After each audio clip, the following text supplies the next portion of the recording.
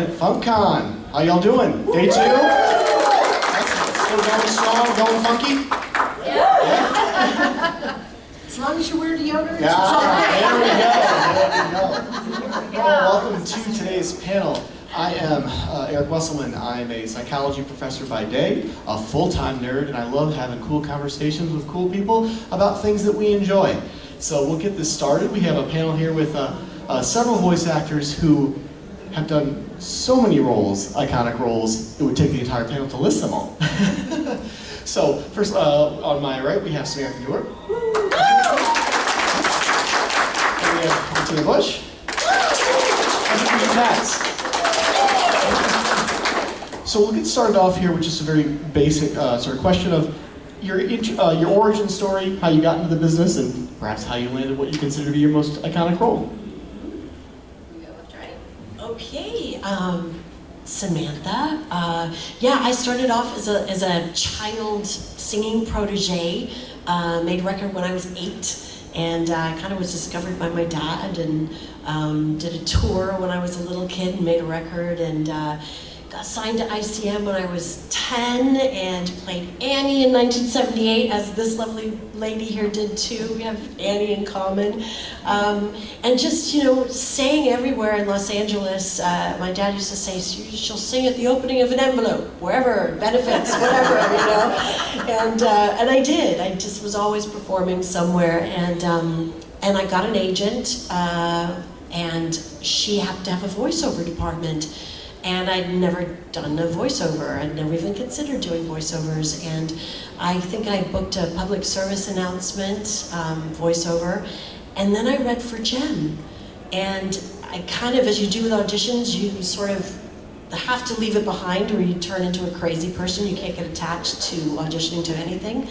And then I got a call and I booked Jem and Jerrica on this amazing hit cartoon series. And that was my introduction to animation and voiceover, and I was very, very blessed to have it happen that way.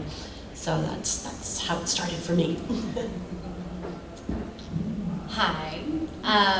So I have before I start my origin story, I'm going to talk about my Samantha Newark story. So when I was little, I was in a production of The Wizard of Oz. And there was this really cool teenager, and she was Dorothy, and my best friend and I were munchkins. And she used to always come over to us, and she'd be like, "You guys are my favorite munchkins, you're so good, you do such a great job." And it was Samantha Newark.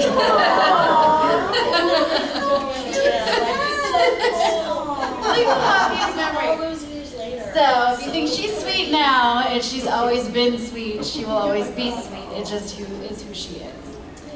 Anyway, so my story is, I started in the business when I was 2 years old doing modeling with my older sister, who loved modeling, was great at it, and excelled at it, and I hated it. Because I didn't want to stand still, I wanted to put on a show. I'm like, why are you guys making me just hold the pose? This is just really boring. And so when we moved to Los Angeles, when I was about somewhere around kindergarten, I thought it was because I was supposed to be on TV. And so I was like, okay, so when is that happening? So my parents got me an agent as quick as they could because they didn't want to hear me keep asking. And I was in things like The Wizard of Oz. and I did a lot of commercials, a whole lot of commercials. And when I was like 8 or 9 years old, I did a commercial that required a voiceover, and I was really good at it. And so I started doing a lot of voiceovers for this one particular studio. And one day I was doing a Pig Weber commercial, and Andy Hayward, the head of Deke, happened to be in the next studio. And he was looking for his Lucy Little, for his very first flagship show for Deke. And he heard me, and he cast me. And then from then forward, one day I was working on the Littles, and he brought me this picture of this black and white little girl named Wisp. And she was so cute, and she had like this outline of a star on her cheek, and he said, "What do you think she sounds like?" And so I did that, and then a couple days later, I was told that I was Rainbow Bright. I was like, "Well, who's Rainbow Bright?" And the whole world would know soon who Rainbow Bright was. And that was pretty amazing. And I also, for his company, I did Dottie Dog on the Get Along Gang, which was super fun because there were a lot of kids on that show. So when we were kids, we would have set school. We'd all have just one teacher, and we'd all have to sit in like a room, like it would be like a break room or something. We'd all sit in a room and do school, and we'd just bring our books and whatever, and we'd study, and we'd goof off, and we only had to do 3 hours, and it was so much fun. So I got to do that with like Scott Menville, who I'm sure you guys know from like Teen Titans. He was on the Get Along Gang and on Rainbow Bright with me. The Mendenhalls, David and Marissa, they were in Rainbow Bright and the Star Stealer. A whole bunch of kids that I'm sure you know, we all came up together in voiceovers, and it was really fun. And then on my 14th birthday, I was doing an episode of Rainbow Bright. I was working on my birthday, which I always worked on my birthday, it just always worked out that way. And I went from my job at Rainbow Bright over to another studio to audition for My Little Pony. And I booked My Little Pony on that day, which was, I'll never forget that day. And went on to voice her. So I don't really know what character is my favorite from when I was a kid. I just remember enjoying all of it. I would give up a trip to Disneyland to go work because I loved it. And you know, and the best part was like I got to sing as Rainbow Bright. We did 2 albums. I got to sing as My Little Pony. We did 65 episodes, and there was a song every episode. And it was just a blast. A really blessed way to grow up. That's my story. Okay, those are great stories. So I was on stage the first time at 3. I think it's funny that all of us started so young. When my family moved to Los Angeles, we got involved in a local theater company, and for the next few years, if I wasn't on stage, then I was building sets and making costumes and selling tickets or concessions or whatever needed to be sweeping, if that's what needed to be done. There was a show in New York called Annie. I hadn't seen it, I hadn't heard the music, but everybody came up to my parents and to me and said, Patricia's going to audition for this, right? She'd make a perfect Annie. And my mom had just gotten done with my oldest sister and brother doing Annie Get Your Gun with Debbie Reynolds and Gavin MacLeod. And my mother said, there's no way I'm taking you to this audition, because if I take you, you'll get it. And then I'll be stuck in another beige room that they call a green room, and I'm not doing it anymore. And I remember being on my knees and just sobbing and going, but Mom, if you loved me, you did it. And my 15-year-old brother looked at her and said, but Mom, it's our destiny. And my mother goes, Jesus, Mary, Joseph, how do you fight a 15-year-old who throws destiny in your face? So she took me to the audition, and I walked in. Now, for those of you that have never been to an open call, you are allowed 8 bars of music, which is usually like the first verse of a song or a chorus of a song, and that's all you get to sing. And so each little girl walked in and sang Tomorrow and came out with their 8 bars. And my sister walks in and she sings her entire song, but it wasn't from Annie. And everybody's like, how did she get it? And then I walk in and I sing my entire song. And after I leave, Charles Strauss, who was our music director, walks out, and he turns out, called Martin in New York and said, I got her, I found her. And so I got the part. We were actually touring in San Francisco, and Charles Schulz came to see the show one night. Lee Mendelson, who was the producer of our show, came another night and apparently called each other and said, hey, I've got our next Patty. No, I've got the next one. No, and they were fighting over me, so I didn't have to audition. I just got to have a limousine show up at my hotel and drive me across town and be treated like a big star. which I wasn't treated like at home, so it was kind of nice for a change. Thank you for those origin stories. Given the wide range of characters that you've all played, what's a character or two that you'd like to revisit if you had the chance, and why? Oh my gosh. I mean, I think I'm best known for Jem. And if there was an opportunity to be cast as Jem again, I've got a little bit of a cold, so I don't sound totally like myself, but I hear all the time, you sound exactly the same. It's just so crazy. And I don't sound like Stella, who's been smoking for 40 years, you know? Stella's my agent. Yeah. I totally made her up so that I could get gigs at Comic-Cons. Yeah, she's got to tell you the story because I was dying laughing. I'm so freaking funny. But yeah, if I had a chance to do Jem again, I would do it in a heartbeat because I feel like I understand her probably in a way that, you know, somebody that never knew Jem, that was just coming up on the scene, wouldn't quite understand. In fact, there was a Happy Honda Days commercial that featured the new Jem doll and G.I. Joe doll, and they cast somebody, some voiceover person, I'm not sure who it was. Oh my gosh, the fans were so mad. They were like, what? That's not Jem. You know, they were freaking out. So I actually had to re-record the spot. And before I had my home studio, the sound was not great, but then they were like, oh my God, that's our Jem, that's our Jem. So it's funny to like kind of realize like, yeah, I could still do it. I mean, they have older people play children, so why not midlife people play teenagers? Like, it can happen. Right. So. It's actually totally normal. It is normal. Yeah, and I would say the same thing. Like they're doing a Rainbow Bright reboot. You probably read about it. There was a big article in People magazine about how Crayola is bringing back Rainbow Bright for a series, and there's a big film company doing a new movie, and you know, it's been 40 years, and she's just so beloved, and the fans are very, very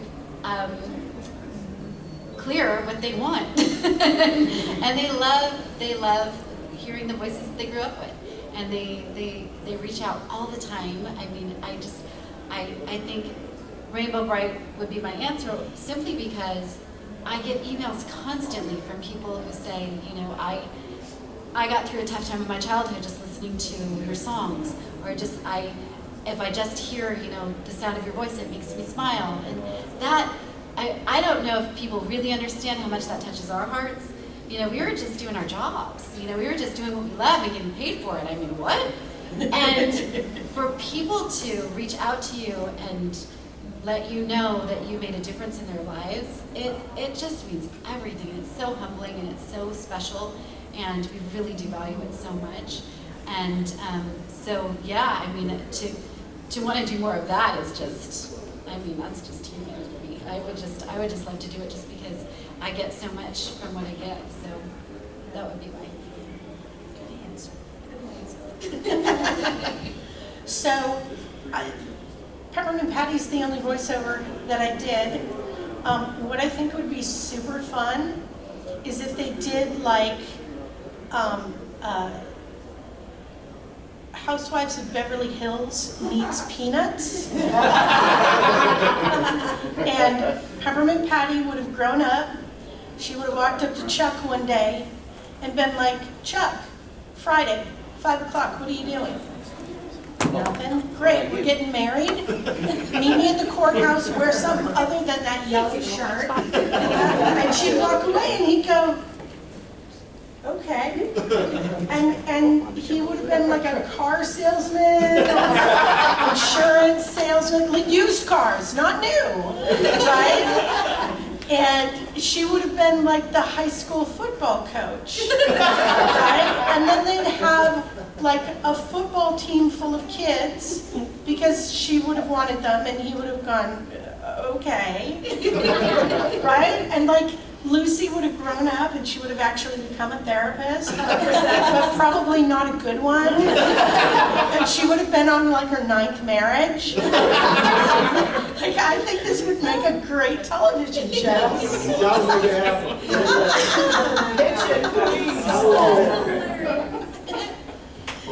spoken out to the universe, both Right, here yes. and digitally, so we'll see what happens, right? You never know. We'll start a GoFundMe tomorrow. That's awesome. Help around the show. You rock. It is amazing what fans can do with social media, right? This is true. This is true. The good and the bad. So, now, so you all have voice acting experience. Sounds like you all have stage experience too. What do you love about each type of performance genre? For myself, I was never a big fan of on camera. I think because I did that in my teenage years, and I personally felt very insecure, and it was all about being perfect and standing on your mark and the lighting, and I was very intimidated by that. And when I did GEM, it was like radio theater because we recorded together, and suddenly, you have to have mic technique, but everything else didn't even matter, and I was watching the other actors, and they were making their crazy faces, and they were playing. It was so creative and so uninhibited and beautiful in the creative way, and I was like, I love this. There's it's like you just forget everything else, and it's all about your performance and the copy and responding to the other actors, and I just loved that so much because the other stuff just never interested in me, and I was always kind of intimidated by it. So for me, but theater also was a bit more frightening. I remember having trepidation because it was, there's a live audience there, so there's a little more wiggle room with voiceover, and also a lot of voiceover is not ensemble. Most of it is not ensemble. You're recording, you're doing everything by yourself, so you're coming up with everything on your own. So I'd say out of all the mediums, the one I'm more comfortable, I have mad respect for all of it, but I'm more comfortable with voiceover for sure. Yeah. Theater's instant gratification. You're right there with your audience, and I also do live singing performances, and that to me, like that give and take, I love. I just love it. It's magical. I never had any preference. I just wanted to work. I just love performing, whatever capacity that's in. It's just, I love embodying other characters. I love when I sing, I feel like it's like a persona. You just take on a different feel and a different vibe. And when I was coming up, it was not easy to get cast if you were racially ambiguous. In the 80s and 90s, it was not. Now it's really kind of cool.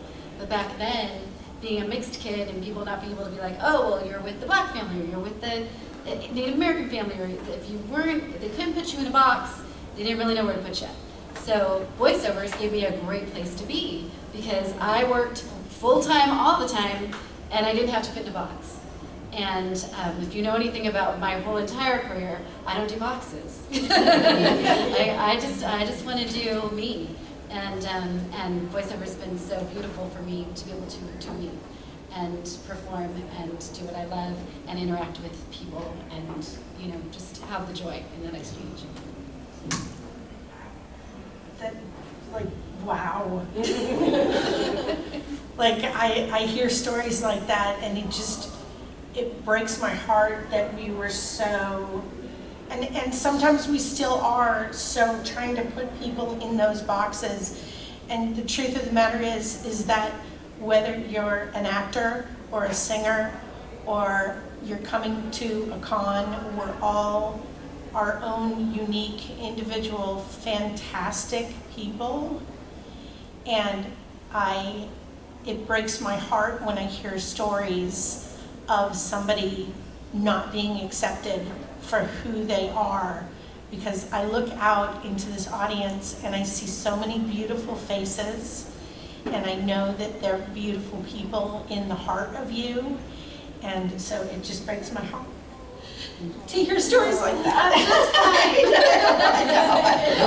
I know, but there's so many people that aren't fine, that are so broken and so alone, and I never have.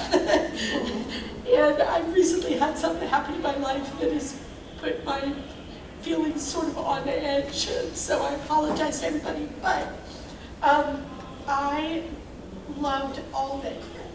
I loved being on stage. I loved being in a studio with our director. I loved being on camera. I just loved acting. I loved the process. I loved the people that I worked with. I loved the stories that I got to tell. I love the memories that I have from everything that I worked on. And I love coming to Comic-Cons and getting to meet so many people who share those memories with me in their own way, because they grew up with this iconic show. And I love Comic-Cons. I think it's the most beautiful thing out there.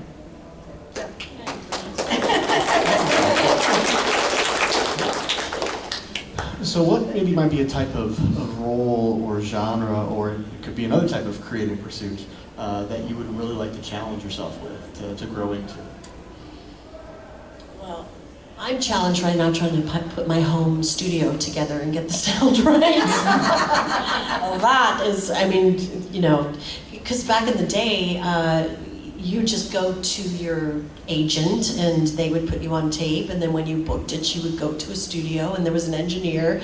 Now you have to drive the ship, and there's things like, well, the floor sound has to be so many decibels, and just, I mean, yeah, so, what was your question?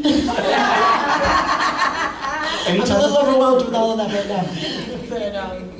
But, what was your question? Something you would, a challenge you would like to approach. So. Oh yeah, so yeah, to to get this up and running, because I do love voiceover so much, and there's so much more opportunity to audition for such a wide variety of things now, whereas I remember when I had my agent in LA, it was like, I was lucky if I auditioned maybe 2-3 times a week.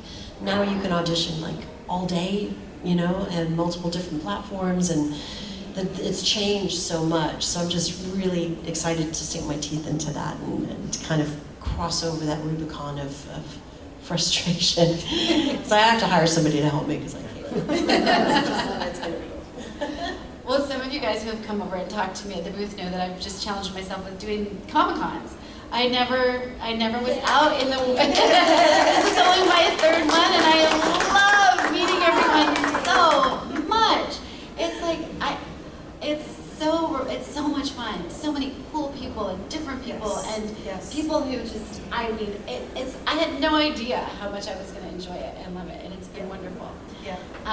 Creatively, I've been challenging myself with writing a children's book, and so I've been writing it with a great friend of mine who is an NFL legend. His name is Keyshawn Johnson, and we finished it. And it's a picture book for kids to help them believe in themselves. It's called Once Upon a You, and it's coming out in the fall. And I'm really excited about it. And I'm concurrently writing and recording a new children's album called Once Upon a Rainbow. So that'll be coming out about the same time as the book, and I'm just having a lot of fun. And I'm very inspired by coming to Comic-Cons and meeting all these people and understanding, you know, that there's this, just like you were saying, you know, there's so many people who need to understand that being different, it should be celebrated. It's not, you know, it's something that should be just applauded and celebrated and takes courage, and it's wonderful. And so I just want to, you know, stay and be a part of that and get that out creatively as well. You know, Stella the agent is always looking for new people that she could, you know, represent. You know, you did that show with the lights or whatever it was. Can we hear that story, please? Oh, hear that story? Okay, so I had spent 9 months trying to book a Comic-Con, and I was sending out these very lovely letters to people saying, "Hello, my name is Patricia Patts, and I was the voice of Peppermint Patty, and I would love to come to your soiree." And nobody answered me. Not a one. for 9 months. And this one day I was really frustrated and I posted online, "I'm done adulting. I just want Comic-Cons to book me. Is that so wrong?" And I booked 2 shows. And somebody in the thread said, "Well, you know, some shows only want to work with agents." And so I posted, "Apparently some shows only want to work with agents, so I've made one up. Her name is Stella. She's from New Jersey and she's a heavy smoker." And I booked 2 more shows. This was in October of last year. I have now booked 18 shows.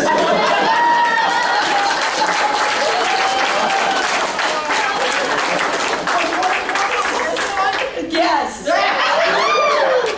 So I had this wig that my dogs had drug around the backyard for about a week. And I thought, you know, I could play Stella.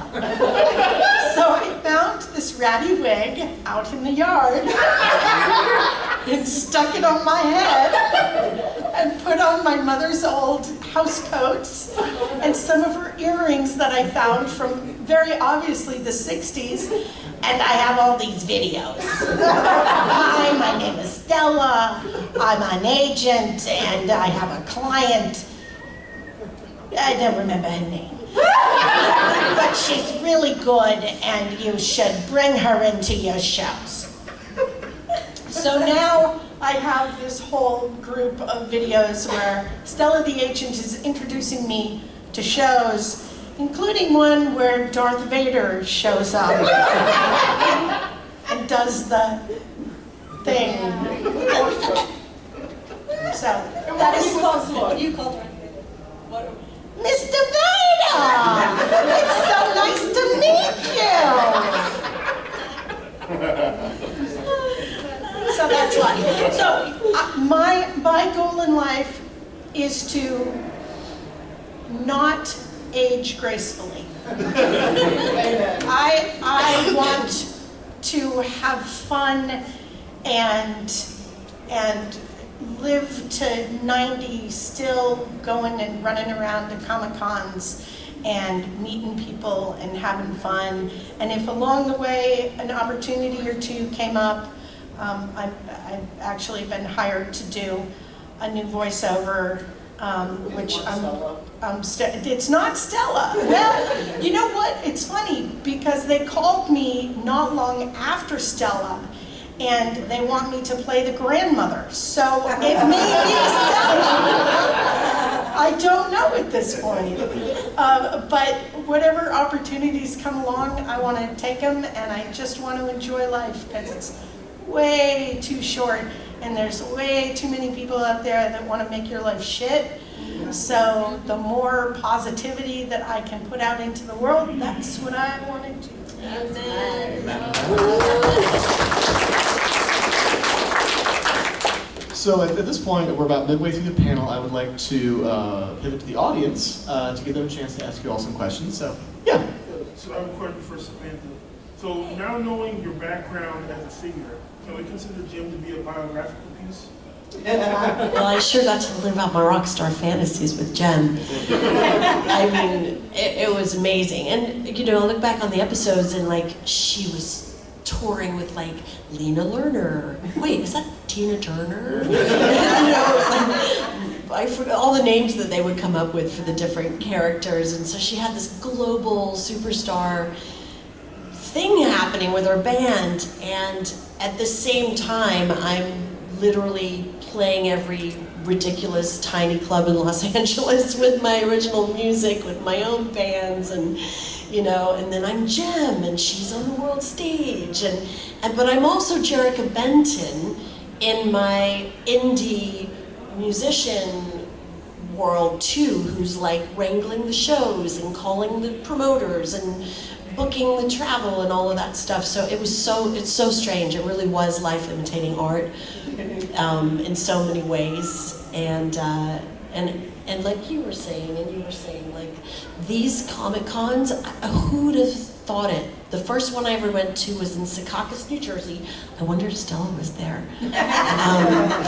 And it was a Star Wars convention, and Mark Hamill was the guest of honor, and they invited me to come, and I'd never been to one, and I was like, I don't understand. And they were like, oh, you'll be fine. People will, you know.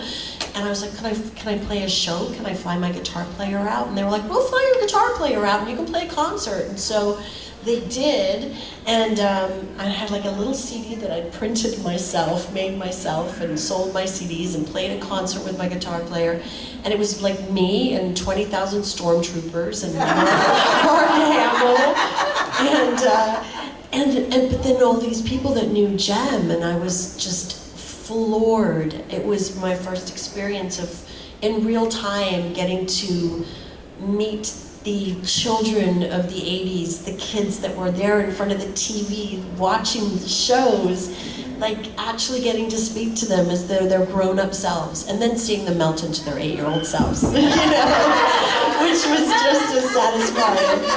So this whole Comic-Con experience, I know I can speak for all of us, and you guys have already said, is just such a joy. You know, because the business is not easy.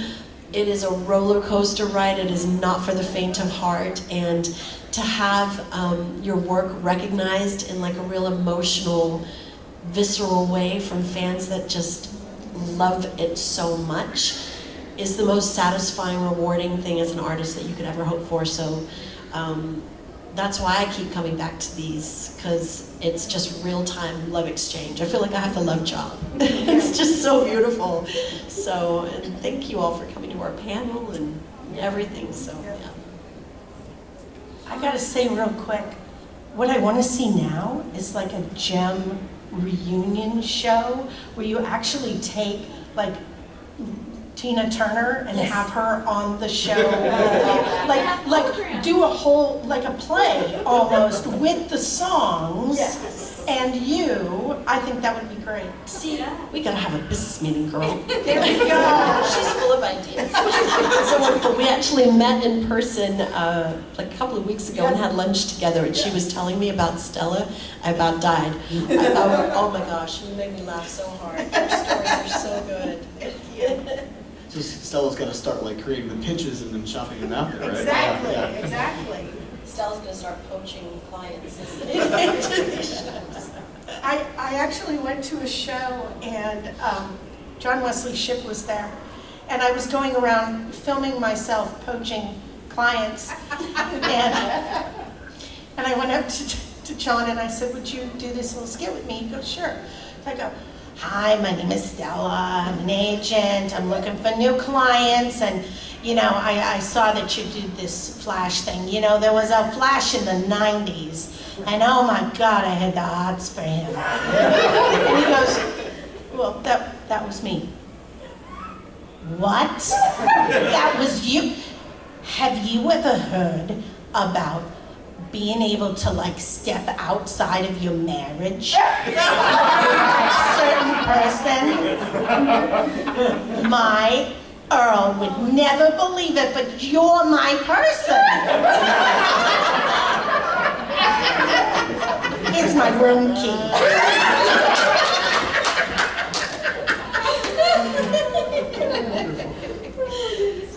We're still friends.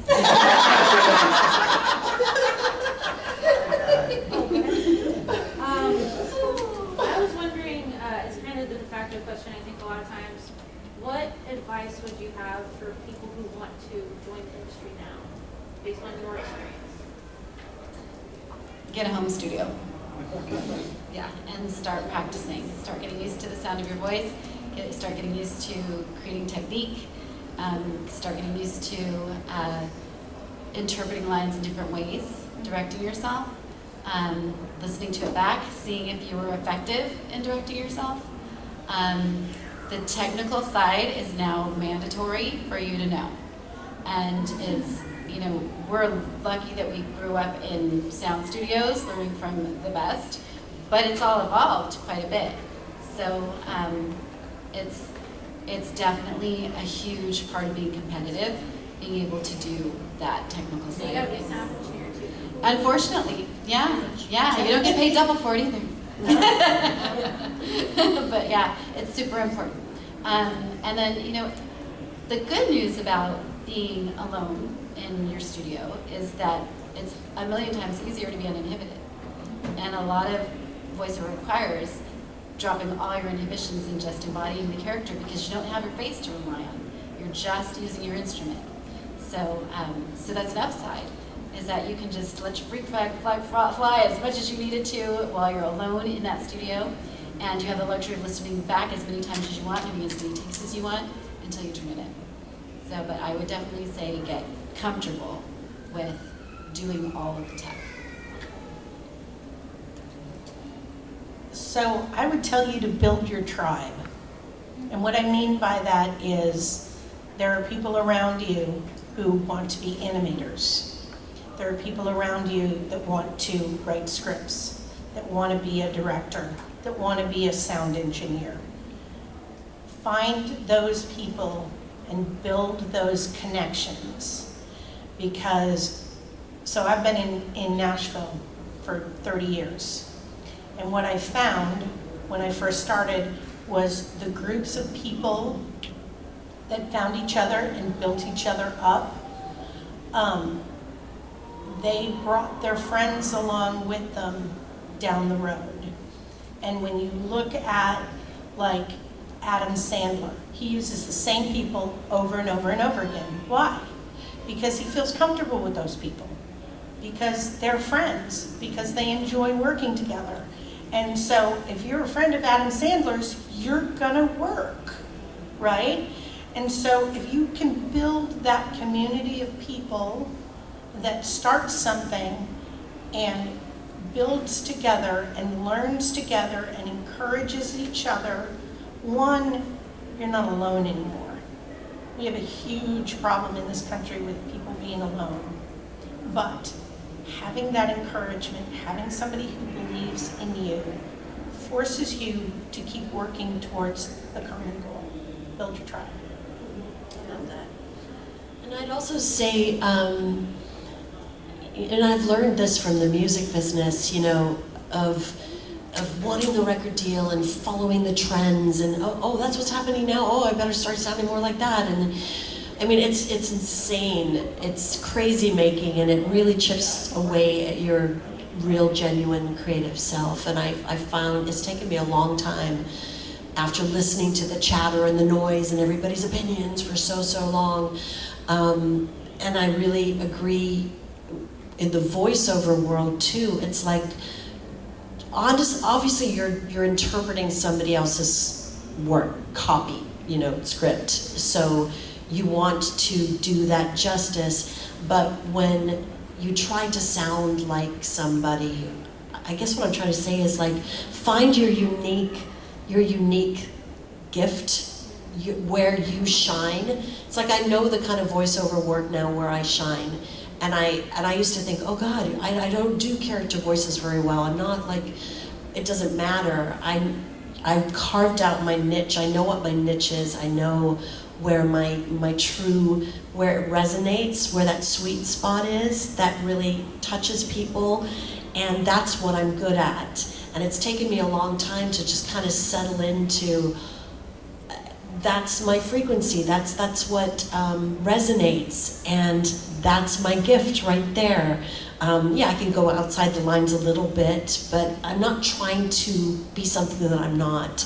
And I think that's so important, is to just trust your unique. We're all so different. We're all so unique. We all have a different way of doing things. So when I look at a piece of copy in a script, how would Sam interpret that?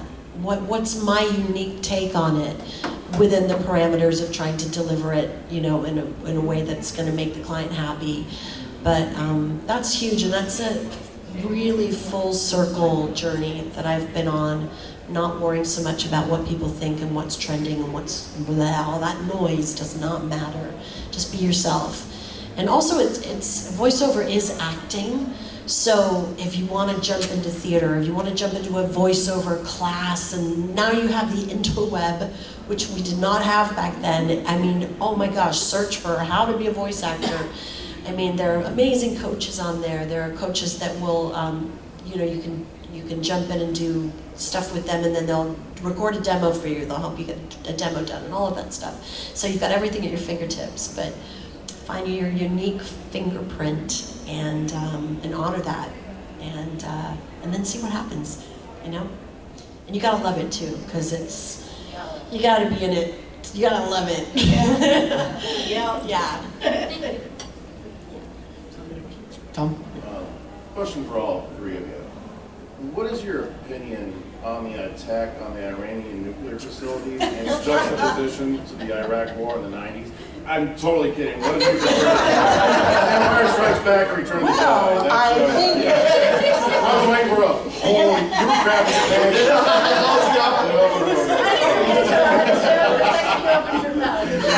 Hey, look at that time! And the handlers come and And I'm fired. Goodbye.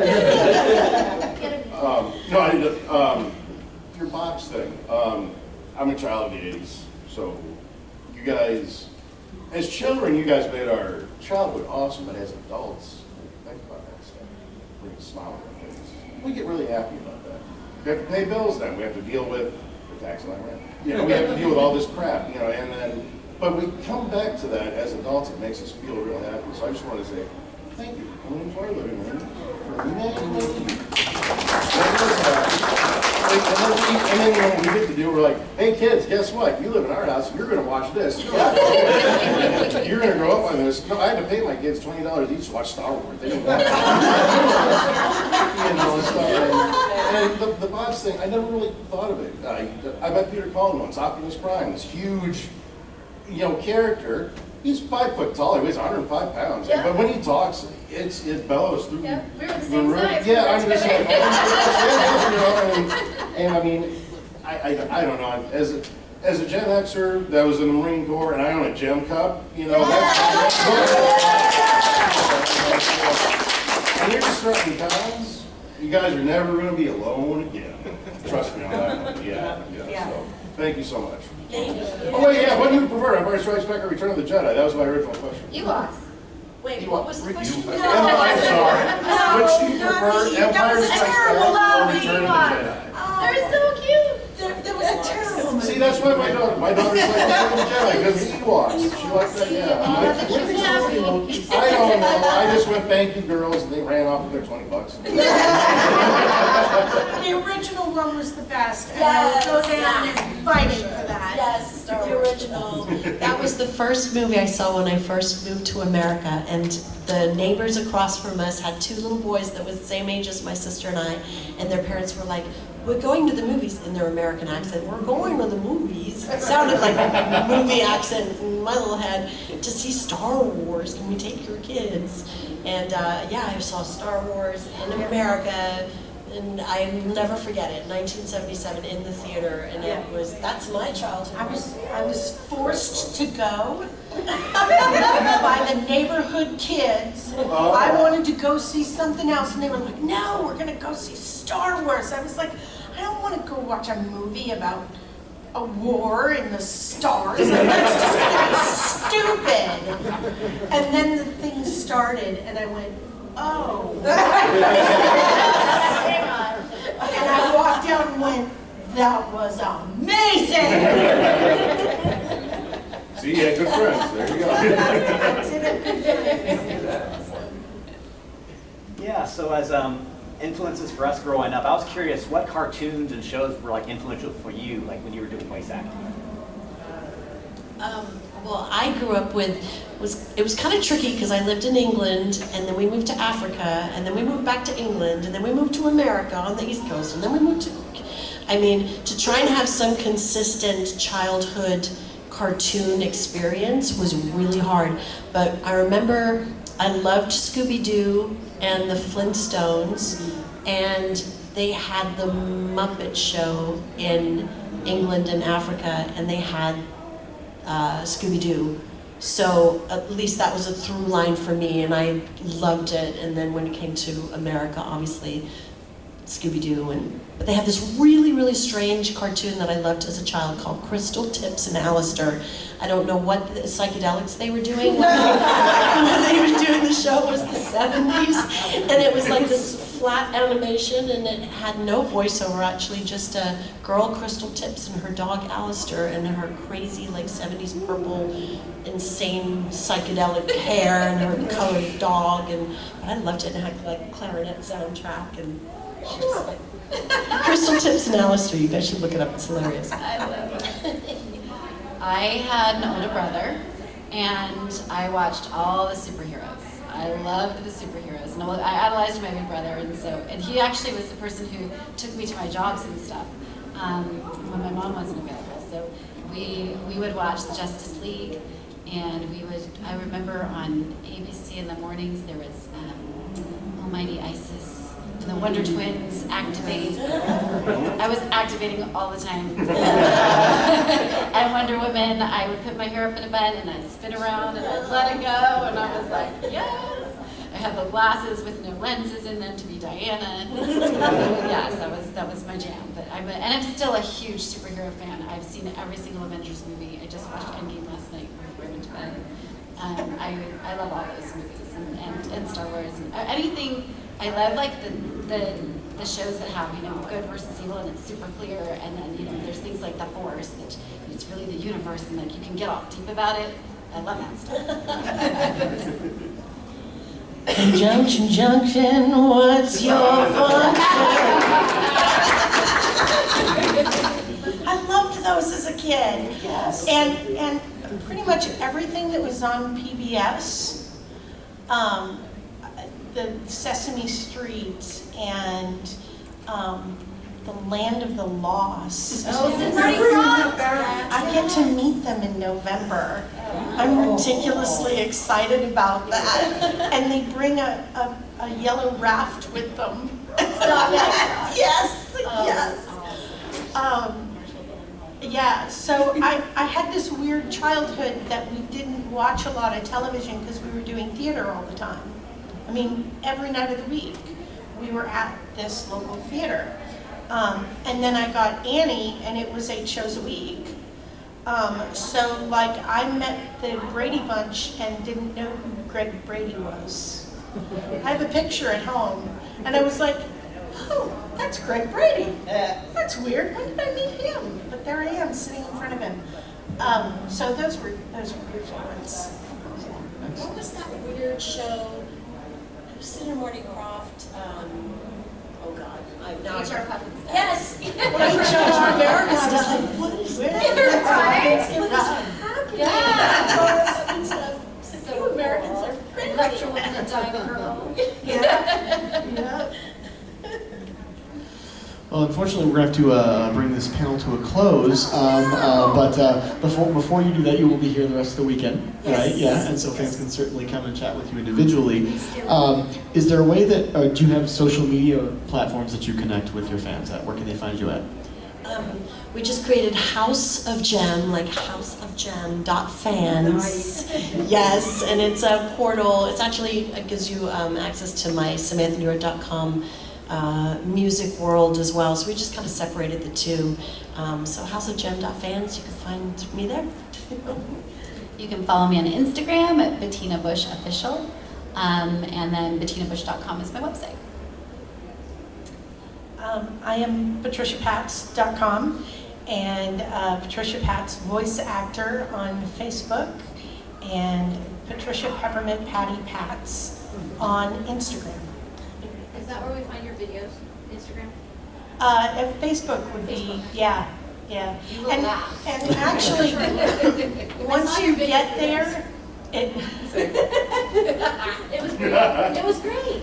I have to say, of all the videos I've done, that's the one that I was like cringing the most at. And it's the 80s me that I was just like, oh, really? But if you do hashtag Stella the Agent, you should be able to find most of them on Facebook too, because I have hashtagged them all. Okay, Okay, well, Patricia Patts, Bettina Bush, Samantha Newark, thank you so much for joining us at the con, for your stories.